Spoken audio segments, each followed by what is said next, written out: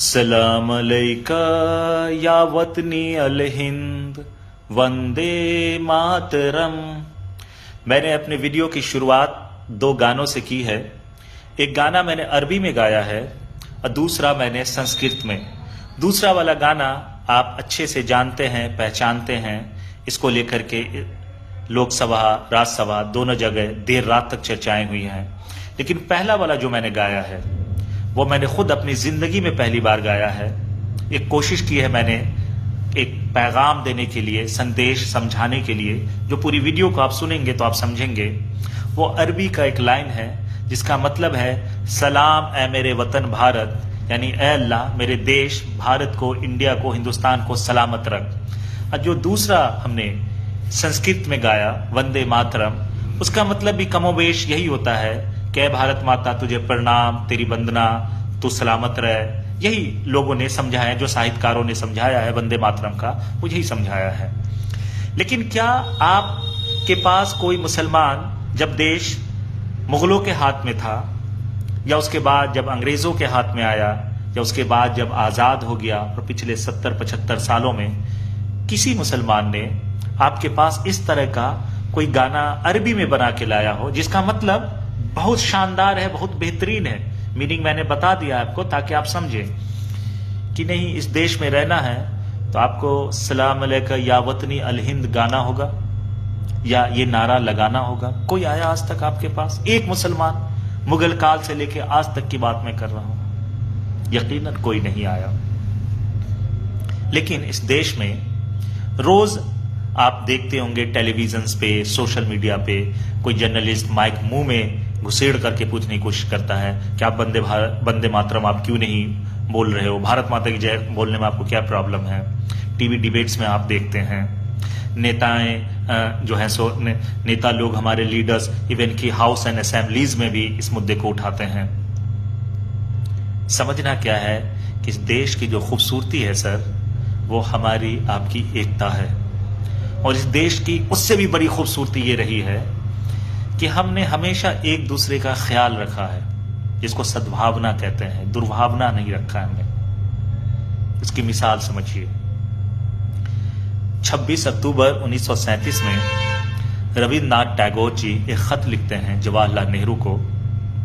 पूरी बात आखिर तक में आपको समझ में आएगा, इसलिए मैं सिलसिलेवार तरीके से टाइमलाइन के हिसाब से मैं आपको समझाने की कोशिश कर रहा हूं। खत लिखते हैं जवाहरलाल नेहरू को कि ये जो वंदे मातरम गीत जो आपने आनंद मठ किताब से लिया है, जिसे 1882 में बंकिम चंद्र चटर्जी ने लिखा था, इसके 2 पैराग्राफ तो ठीक है, हमारे देश की सौंदर्य और खूबसूरती को बयां कर रहा है, इससे किसी को ऑब्जेक्शन नहीं होगा। लेकिन जो बात के लाइन्स है ये मुसलमान भाइयों के लिए ऑब्जेक्शनेबल है, इसलिए इसको जो है सो एडॉप्ट ना किया जाए। राष्ट्रगान के तौर पे सिर्फ ये 2 लाइन को आप एक्सेप्ट कीजिए, यही उन्होंने मशवरा दिया। और जवाहरलाल नेहरू ने, तब के प्रधानमंत्री ने, उसी 2 लाइन को राष्ट्रगान के तौर पे एक्सेप्ट किया, जो आज भी वही 2 लाइन हम लोग गुनगुनाते हैं। सोचिए कि अगर इस देश में रविन्द्रनाथ टैगोर जैसे लोग नहीं होते तो क्या ये देश इतना खूबसूरत बनता? यानी इस देश की खूबसूरती क्या है कि हम एक दूसरे के लिए धर्म संकट नहीं पैदा करते हैं, एक दूसरे का ख्याल रखते हैं। इसलिए आपने देखा होगा कि देश में मुसलमान भाइयों ने भी नारे बनाए, गीत लिखे हैं, लेकिन कोई एक गीत आप नहीं बता सकते, एक नारा जिससे हिंदू धर्म के लिए एक संकट पैदा हो, या ऑब्जेक्शनेबल हो, या उसको एक्सेप्ट करने में कराहियत हो कि नहीं यार ये तो हमारे धर्म के खिलाफ है, मैं कैसे इसको एक्सेप्ट कर लूं। जैसे सारे जहां से अच्छा हिंदुस्तान हमारा, अल्लामा इकबाल ने लिखा, इनकलाब जिंदाबाद। माँ तुझे सलाम ए आर रहमान साहब ने गाया और उसे लिखा महबूब साहब ने। एक आप मिसाल नहीं दे सकते हैं। यानी इस देश की खूबसूरती को समझते जाइए आप। लेकिन अंग्रेजों ने लंबा शासन करने के लिए क्या किया है उसको भी समझना है, तभी आप रिलेट कर पाएंगे वंदे मातरम वाली जो मैं बात कहना चाहता हूं, समझाना चाहता हूं, उसको समझने के लिए इतिहास के पन्नों में जाए। इस देश की जो ताकत थी वो थी हिंदू मुस्लिम की एकता। अब इसको खत्म कैसे किया जाएगा? तो इसके लिए सांप्रदायिक माहौल पैदा करने की अंग्रेज ने कोशिश किया। बाबरी मस्जिद का विवाद भी उसी कड़ी की एक सफल प्रयोग है अंग्रेजों का।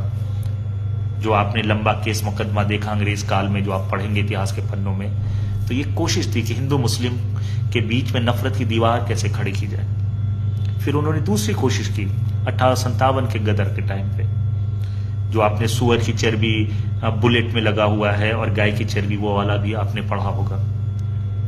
फिर उन्होंने वंदे मातरम जो लिया गया गीत, उसको लेकर के प्रचार लगातार किया कि देखो जी, इसमें जो बाकी के जो छंद हैं वो तो मुस्लिम विरोधी है, ये तो धार्मिक गाना है, राष्ट्रीय गाना नहीं है। सोचिएगा कितनी बड़ी साजिश अंग्रेजों ने की। किस लिए की, कब की?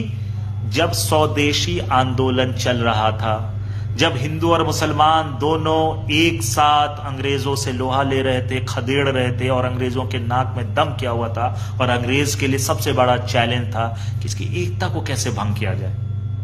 तब वो इस गाने का, वंदे मातरम गाने का उन्होंने सहारा लिया, बाबरी मस्जिद का लिया, फिर वो सुअर और गाय की चर्बी वाले बुलेट का सहारा लिया, तीसरा सहारा लिया कि जो बंगाल विभाजन के वक्त में जो एक आंदोलन खड़ा किया, स्वदेशी आंदोलन, उसको विफल करने के लिए उसने फिर ये वाला चक्रव्यूह रचा। लेकिन इस चक्रव्यूह को फेल किसने किया? रविन्द्रनाथ टैगोर और जवाहरलाल नेहरू जैसे दानिशमंदों ने। और आज इतिहास उन्हीं को विलेन बना के पेश करने की कोशिश कर रहा है। समझिएगा कि आज उन्हीं लोगों को विलेन बना के, आज जो अंग्रेज वाली मानसिकता वाले लोग हैं, को विलेन बनाने की कोशिश कर रहे हैं कि देखो जी, जवाहरलाल नेहरू ने 2 ही लाइन को एक्सेप्ट किया, बाकी को छोड़ दिया। क्यों छोड़ा? क्योंकि तब अंग्रेज अपने मिशन में कामयाब हो जाते, हिंदू मुस्लिम को लड़ाने की जो कोशिश करते थे उसमें वो कामयाब हो जाते। उस वक्त भी मुसलमान थे, पढ़े लिखे भी थे, खूब मुसलमान थे, करोड़ों की संख्या में मुसलमान थे। उनको इन 2 लाइनों पे कोई ऑब्जेक्शन नहीं हो, क्योंकि उसका मतलब यही है कि भारत माँ तो कितनी खूबसूरत है, उसकी वंदना जो है सो जो तारीफ की गई है 2 लाइन से, बस वो है उसमें। और प्लस मुसलमानों को इससे ऑब्जेक्शन नहीं कभी रहा कि हिंदू कौन सा गाना गा रहे हैं अपने देश प्रेम में। क्योंकि समझने वाली बात यह है देश प्रेम से कि सबका फॉर्मूला अलग अलग तो हो सकता है ना, अपने देश प्रेम को व्यक्त करने का, जताने का।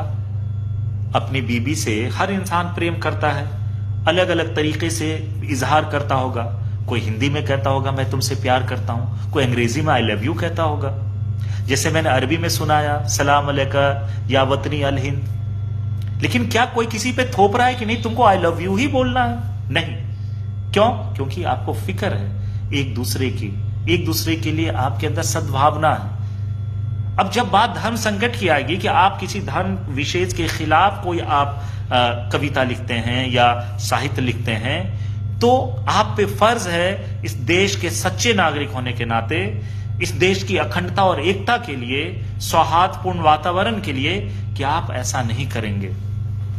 और अगर आप ऐसा करते हैं तो आप अंग्रेज वाला काम कर रहे हैं, देश को तोड़ने वाला काम कर रहे हैं, देश के माहौल को बिगाड़ने वाला काम कर रहे हैं। ये जिस दिन हम समझ जाएंगे, हम एजेंडों को पहचानना शुरू कर देंगे। देखिए सर, रक्षाबंधन हिंदू समाज में मनाया जाता है ये त्योहार। कोई ऐसा भाई है जो अपनी सगी बहन से प्रेम नहीं करता हो? लेकिन रक्षाबंधन तो सिर्फ हिंदू समाज मनाता है, मुसलमान तो नहीं मनाता है। तो क्या मुसलमान अपनी बहन से प्रेम नहीं करता है? उसका प्रेम व्यक्त करने का तरीका कुछ और होगा।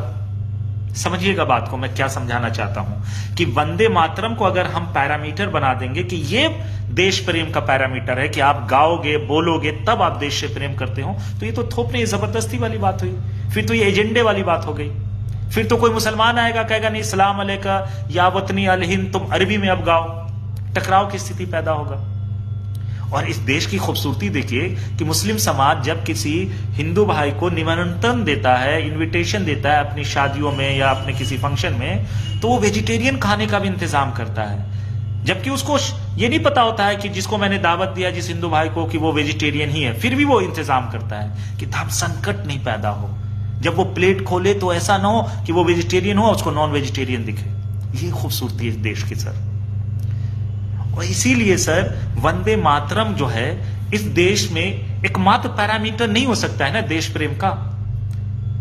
एक और बात मैं अपने हिंदू भाइयों से आज कहना चाहता हूं, खुल करके कहना चाहता हूं, संवाद करना चाहता हूं कि आप अपने पंडित भाइयों को आज कॉल लगा लीजिएगा, उनसे पूछिएगा कि ये जो पूजा में आप श्लोक पढ़ते हो, दुर्गा पूजा में, सरस्वती पूजा में, ये जितने तरह के पूजा घर में होते हैं, गृह प्रवेश से लेकर के कोई किसी फैक्ट्री के इनॉग्रेशन पे जो पूजा कराते हैं हमारे हिंदू भाई, कि उसमें क्या कोई ऐसा संस्कृत का श्लोक है जिसमें भारत माता की सलामती के बारे में दुआ की जा रही हो, गुणगान किया जा रहा हो? पता कीजिएगा जरूर। लेकिन इस्लाम मजहब में है सर, आज मैं आपको बताता हूं। इस्लाम का बेस क्या है? कुरान एंड हदीस। हदीस मतलब जो हमारे प्रोफेट है मोहम्मद सल्लल्लाहु अलैहि वसल्लम, उन्होंने जो बातें हमें बताई हैं अमल करने के लिए, वो भी एक इस्लाम का शिक्षा, इस्लामिक एजुकेशन है, उस पर मुसलमान को चलना ही है। तो हमारे प्रोफेट नबी सल्लल्लाहु अलैहि वसल्लम ने कहा कि जब तुम अपने घर पे जाओ, भले ही कोई ना हो, तुमको सलाम पढ़ना है, अस्सलामु अलैकुम कहना है कि ए घर, मतलब हम घर को कर रहे हैं तो ए घर तू सलामत रहे। घर कहां होता है? देश में, गांव में, समाज में, मतलब इसी देश में होता है। यानी हम अपने देश के लिए दुआ पढ़ते हैं। आप अक्सर सुने होंगे कि नमाजों में मुसलमान अपनी देश की एकता अखंडता के लिए, शांति के लिए, सलामती के लिए दुआ पढ़ते हैं, क्योंकि हमारे नबी सल्लल्लाहु अलैहि वसल्लम ने कहा है, हमारे पैगंबर मोहम्मद सल्लल्लाहु अलैहि वसल्लम ने कहा कि एक मुसलमान पे अपने देश से प्रेम करना फर्ज है। यानी ये मजहब का हिस्सा है, इस्लाम धर्म का हिस्सा है। देश से प्रेम करना, देश की सलामती की दुआ मांगना इस्लाम का हिस्सा है। लेकिन आप अपने पंडित भाइयों से पूछिएगा कि किसी पूजा में क्या ये श्लोक आता है जिसमें देश प्रेम की बात हो रही हो? लेकिन क्या है, कोट एंड मिसकोट कि प्रोपेगेंडा इतना खतरनाक जहर है कि जो अंग्रेजों के काल से चला आ रहा है, कि आपको ये इंजेक्शन दे दिया गया है कि नहीं जी, इनको कहो वंदे मातरम पढ़ेगा तभी ये सच्चा देशभक्त होगा, या तभी इसको इस देश से प्रेम है माना जाएगा। जबकि ऐसा बिल्कुल नहीं है सर। रक्षाबंधन की मिसाल मैंने दी, हमने सलाम वाली मिसाल आपको दी, हमने अरबी वाला एक स्लोगन, मैंने एक गीत सुना के बताया मैं आपको कि आपका तरीका अलग हो सकता है जताने का प्रेम, मेरा तरीका अलग हो सकता है। समझने वाली बात है सर। क्या मौलाना अबुल कलाम आजाद वंदे मातरम कभी पढ़े? कभी नहीं पढ़ा उन्होंने सर। क्या उसको आप देशभक्त मानते हैं या आप देशद्रोह मानते हैं? जो साइंटिस्ट, जो हमारे कलाम साहब गुजरे हैं, वो पढ़ते थे क्या? सैकड़ों कॉलेजेस में, यूनिवर्सिटीज में एक से एक मुस्लिम स्कॉलर, डॉक्टर्स, साइंटिस्ट, क्रिकेटर्स गुजरे हैं, क्या उन्होंने कभी पढ़ा? उसके बावजूद भी क्या उन्होंने देश की सेवा में कोई कमी की, या देश के लिए वो खड़े नहीं रहे? अब्दुल हमीद साहब, जिन्होंने पाकिस्तान को युद्ध में हराया, गाजीपुर के हमारे वीर, जिनको कहा जाता है वीर अब्दुल हमीद कहा जाता है, क्या उन्होंने कभी भारत माता की जय या वंदे मातरम पढ़ा? क्या वो देशभक्त नहीं थे? तो पैरामीटर क्यों तैयार किया गया? धर्म संकट, टकराव की स्थिति पैदा करने के लिए ऐसे फॉर्मूले, ऐसे नुस्खे लाए गए जिससे टकराव हो। ऐसे साहित्य लिखे गए जिसके अंदर मुसलमानों को एज ए विलन महिमा मंडित किया गया, पोर्ट्रे किया गया, ताकि आपके अंदर एक नफरत पैदा हो। जितनी ज्यादा नफरत उतना लंबा शासन। ये अंग्रेजों ने कोशिश की, आज कौन कोशिश कर रहा है ये पता कीजिए, इसको एहसास कीजिए, ताकि आप समझ सके कि देश उस चौराहे पे, आज उस दोराहे पे खड़ा है कि आज यकीनन एक और रविन्द्रनाथ टैगोर और एक और जवाहरलाल नेहरू की जरूरत है इस देश को, ताकि वो हिंदू मुस्लिम को एक साथ फिर से पिरो सके, फिर से इस देश की जो ताकत है वो और मजबूत हो सके। एक बात याद रखिएगा, जितनी ज्यादा हिंदू मुस्लिम की एकता कमजोर होगी इस देश में, उतना ये देश कमजोर होगा। अब इस एकता को असदुद्दीन ओवैसी जैसे लोग कमजोर करें या संघ जैसे लोग प्रोपेगेंडा नैरेटिव चला के करें, सारे कसूरवार ऐसे लोग होंगे। अगर आपको सच्ची मोहब्बत है अपने देश से, अपने मुल्क से, तो आप एजेंडे जो हैं नफरत वाले, उसको आप फेल करना शुरू कीजिए। ये नफरती एजेंडा है कि देश में रहना होगा तो फलां चीज पढ़ना होगा, फलां नारा लगाना होगा, फलां काम करना होगा। मैंने आपको मिसालें दी कि देश की जो खूबसूरती है वो रविन्द्रनाथ टैगोर को आप देखिएगा तो समझ में आएगा, जब उनके खत को आप पढ़िएगा तो। इंशाअल्लाह अगले वीडियो में हम फिर अच्छी जानकारी लेके आएंगे। तब तक के लिए मुझे इजाजत दीजिए। जय हिंद, जय भारत।